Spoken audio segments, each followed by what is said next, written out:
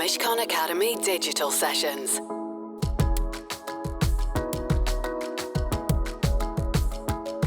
Welcome everyone, and thank you for joining us.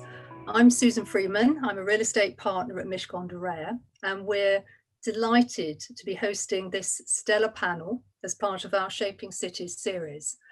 Before I hand over to our moderator, Property Week editor Liz Hamson, this Shaping Cities debate is focused on sustainable solutions for our cities. And we know that the real estate and construction industries are responsible for some 40% of carbon emissions. And the question is, what can we do as a sector to turn the tide on climate change? There was concern that COVID would distract from the climate emergency, but all the indications are that many see COVID as a wake-up call and an opportunity to transform our way of life and act in a more environmentally conscious way. So we have a fantastic panel today. And as part of the session, we're also going to hear from 3 entrepreneurial businesses. We have UK-based data company Qflo, from the Netherlands Ran Marine Technology with their intriguing waste shark drone, and German company Volt Storage on their energy storage solution. So all 3 offer novel and very different tech solutions that can help to deliver real change within our industry. So now I'm going to hand over to our moderator, Liz Hamson, to introduce our excellent panel. So over to you, Liz. Thanks very much, Susan, and thanks everybody for joining us. So joining us today on the panel are Amanda Levete, who's a Reya Sterling Prize winning architect and the founder and principal of the London-based architectural practice ALA. And joining us from Paris is Professor Carlos Moreno, an associate professor at the Sorbonne in Paris and the special envoy for smart cities to the mayor of Paris. From the US, we've got Brendan Wallace, the co-founder and managing partner of venture capital firm Fifth Wall, which earlier this year launched a sustainability venture fund. And last but no means least, we've got André Gibbs, a partner at Argent and a joint lead on Argent Related development of Brent Cross Town in North London. The interesting, I think, starting point here is where we are now in terms of the COVID-19 pandemic and its impact on the sustainability agenda. What impact do we think it has had to date? Has it been what we expected and worse than expected, better than expected? Can I put this question first, please, to Amanda? I think that what it's done actually is made sure that sustainability is seen as an essential agenda. I think that there is a realization now that everything and everyone is interconnected and we all have to take responsibility, whether it's political, personal, institutional, to make a difference. And I think the other thing that the pandemic has done is brought into sharp focus the power of nature and the need to bring nature closer in our cities. It's healthy, it provides solace, it provides joy, it speaks of a different rhythm of life, and it's what we need right now. It's such a complex, all-embracing issue. It is not just about CO2, it's about social sustainability as much as anything else. And Brendan, can I bring you in here at this point? What's your sort of take on this? I mean, you're seeing it from a slightly more international perspective. The pandemic and the climate crisis are both inherently gigantic collective action problems. Mm-hmm. And we've seen that at national scale, at subnational scale. And if you don't have cities, the private sector and governments all working together, you simply can't affect a change. The timescales are obviously very different between the pace of a pandemic and its consequences and climate change, right? The climate change is happening over decades. The pandemic happened over the course of weeks and months. The point you made that real estate, I think Susan made, that real estate is the single biggest contributor of CO2 emissions, more than any other industry by orders of magnitude. That is really non-intuitive to most people. And so I guess the optimistic lens would say the pandemic has thrust real estate and its responsibility around big public issues into a spotlight it didn't previously inhabit. Yeah, I think that's an interesting point. I mean, it isn't going to be intuitive to people, but it's that sort of juxtaposition, isn't it, of the sustainability agenda and the public health agenda, and the sort of physical manifestation of that is the space that you use and the real estate that you use. For those who aren't aware, Professor Moreno is widely credited as the architect of the 15-minute city, and it's a concept that nobody had heard of last year, and now a lot of people are talking about. In the city of Paris, we wanted to fight against this double crisis, the crisis of climate change and the crisis of COVID-19.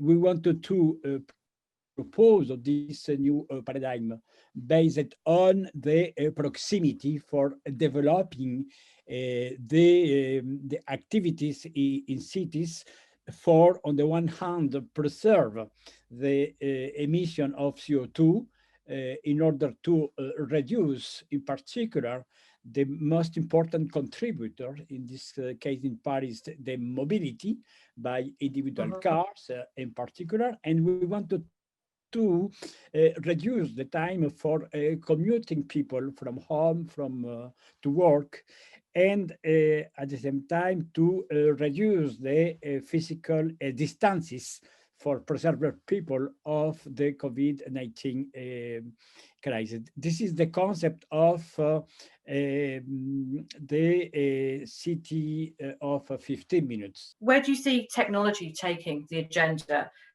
in the next 10 years?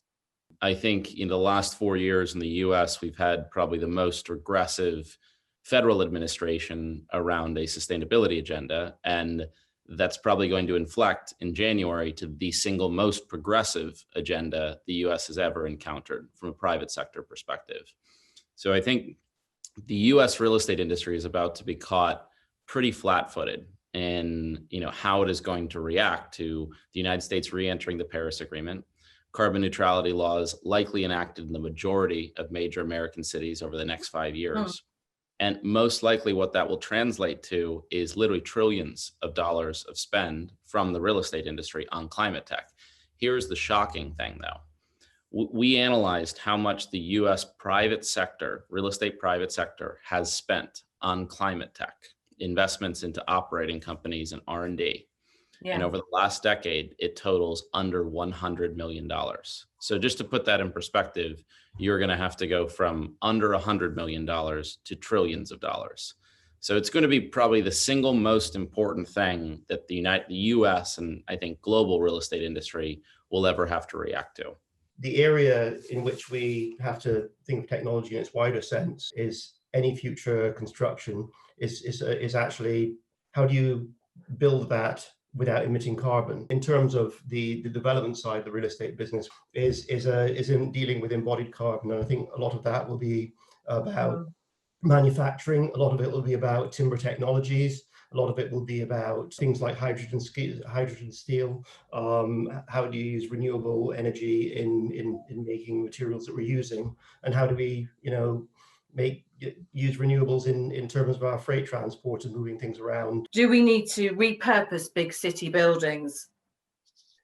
Yes. I think the answer is yes. And how would you go about doing that? Well, I think that there's we obviously can't have empty buildings, whether they are office buildings or residential buildings, and there are many empty buildings, sadly, in London. And I think the jury is out still in, what will people return en masse to the big high rises in the city to work. London's success of a city is its continual ability to adapt and change over the century, but it is much more difficult, I think, to adapt high-rise buildings.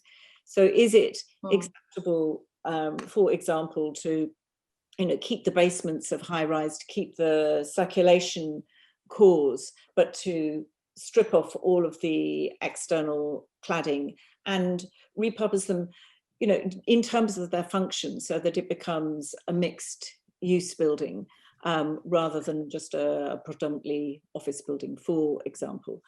But I think that it's probably an extremely difficult kind of economic balance to achieve, to be able to do that. And I'd be really interested in what other people on the panel think. Today, this is the new opportunity for decentralizing the mass concentration in the corporate towers in order to develop a new ecological and labor responsibility for localizing with the algorithms the possibility for imagining the decentralized enterprise, for proposing new places similar to the co-working, but dedicated for the corporate companies. What lessons can we learn from what you've done at King's Cross? I mean, is there some element of a blueprint of a more sustainable future that's offered up by that, or from Brent Cross Town? What it is about cities that people like is and attracts them, people to them, is the one thing that we've been deprived of for the past 9 months, which is actually being together with people and physically seeing them. You know, you have to balance that with the stresses of getting to and from it, and the idea of a 15-minute city as a concept is really, you know, it sums up quite neatly a lot of things that we've been thinking of in terms of our mixed-use developments. So I want to bring in Brendan for a second here. You said that the real estate industry needs to step up and take responsibility. Which stakeholders do you see as being sort of most influential? I'm talking here about the decarbonisation piece. Yeah, I think, you know, the real estate industry is actually being held accountable right now, I would say, by 3 major stakeholders. The first are local and federal regulators. The highest government office in the United States is going to be holding the real estate industry accountable for its carbon emissions in a way that it never has over the next 4 years. Local authorities already have done the same thing. The second is capital markets. Large capital allocators, buyers of REIT equity, buyers of real estate debt, insurance companies have basically made it such that you have preferred borrowing costs and preferred costs of capital if you have lower carbon footprint real estate.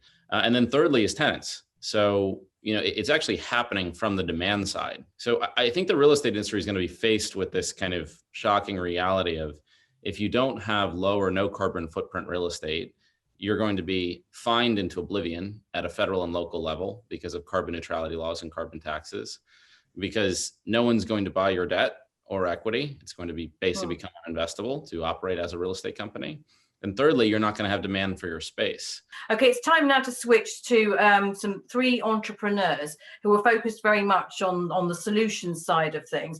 And they're going to tell us about their particular solution to a sustainability challenge and any wider application to the real estate industry. So first of all, I'd like to introduce Richard Hardiman, who's the founder of the Dutch company Ran Marine Technology, which has produced Waste Shark, which I think is just a brilliant name. And it's the world's first autonomous drone designed to remove pollutant material from urban water. Richard, take it away. Liz, thank you very much. So we have developed what we call around here the Waste Shark. So it is a drone that floats through waters. It scrapes off the surface 30 centimeters down and swims around autonomously. So it goes around looking for trash that's in the water, be it in a canal, a city, in a lake or a river, and removes that trash out. So as our autonomous drones swim around, we can gather data such as the pH level, the depth of the water, the temperature, the nitrate levels that are in there, and anything else that might be worrying a smart city. Our drones are all around the world at the moment. We use them in ports, we use them in marinas, and we use them in cities like where we are right now in Rotterdam, which are based on water. And how many pollutants can you actually remove? We've just developed an oil shark, so we're very much into trying to remove hydrocarbons now from ports and from marinas. Typically, in an average day, we would remove plastic, bio-waste, and now oil as well. But anything that's in the water, we can take out, including its data. But let's bring Brittany in here now. So Brittany Harris is the co-founder and CEO of Qflo, which is a UK-based data-driven tech company that enables construction projects to manage environmental risk. Yeah, hi guys, thanks so much for having me. So it's really interesting hearing what you've all been talking about. And I think one thing that I think gets missed out, and I think André, you kind of touched on it, and Amanda as well, is that there is actually the opportunity to cut your embodied carbon of your development by about 10% without having to use different materials or without having to use a different transport infrastructure. And it's actually in the way that we manage materials and waste. So you've talked a lot about the context of the urban environment has a massive impact, but I think a statistic that gets lost sometimes is that about 13% of all materials that come to a site go direct to waste without actually being used. That's because they've been misordered, they've been damaged, there's all kinds of things that go on. And the industry, as you know, is actually being asked to fix this, and the pension funds are pushing this down to our developers, or Amazon is pushing it down to the real estate, and then the real estate are pushing that onto contractors. And the construction industry is kind of panicking. So we have a big problem that the way that we currently do this on site relies on a lot of very intensive manual data capture, which results in a lot of information going missing, and just basically no one really knows what's going on site. So people like Amanda spend lots of time doing these beautiful designs, and then you hit ground on construction and no one knows what's happened. So we're addressing that with Qflo. So what Qflo does is it automates the real-time data capture on construction sites. It audits it in real time. So if you've had the wrong material delivered, it will tell you. And then it also takes all that information and it analyzes it to identify opportunities to basically eliminate waste, eliminate carbon, and save money. Thanks very much, Brittany. And then finally, we've got Felix Qflo, who's the co-founder and CPO of Volt Storage, a German startup that develops and produces solar energy storage systems for private homes. There's still a challenge we are facing, as even though solar panels are set up on private homes, for example, you can imagine that the sun, of course, is not always shining, and especially in the private sector, most of the electricity, in fact, is consumed at night when there's no electricity from your solar panels available. So you need to bridge that gap, and it's clear that we need a massive scale of energy storage in the future. And starting with the private sector, residential sector, we've created an energy storage unit that can be installed in every private house with solar panels to store the excess solar power, make it available in the night to increase your self-consumption and also save you money on the electricity bill. We're using a technology that's very much unlike all the battery technologies you've probably seen before. It's called the vanadium redox flow battery. It sounds pretty fancy. In fact, it's a very clear and simple technology. It's storing the energy in the liquid. The liquid is stored in tanks and then pumped to a cell where the conversion to electricity is happening again. And you can imagine that it's a technology for stationary applications that can be scaled pretty easily to much larger applications than just residential buildings by just using larger tanks, high amounts of fluids, and you can really go for high capacities to increase the amount of renewable energies integrated into the power grid. The whole system is fully recyclable, and it's going to be super important that this becomes more of a focus in the future when we need large amounts of energy storage and to capture renewable energies. It's not flammable, so it's a perfect product you want to put in your private basement. It has a large lifetime, which is also important in this application. You can charge and discharge it almost unlimited times without losing capacity. Thanks very much for those three presentations. I thought they were really interesting. Thanks ever so much, everybody, for your time. I thought it was a really fascinating discussion. The Mishcon Academy Digital Sessions. To access advice for businesses that is regularly updated, please visit mishcon.com.